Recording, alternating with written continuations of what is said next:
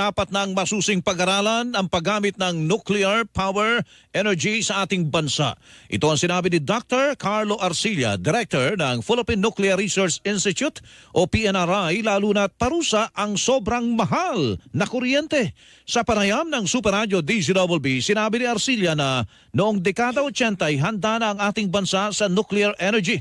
Binanggit pa ni Arcilla na halos kasabayan ng Pilipinas ang South Korea na ngayon ay mayroon ng 25 nuclear power plants at mura ang kuryente. Gayunman, dito sa Pilipinas ay hindi nagamit ang Bataan Nuclear Power Plant o BNPP.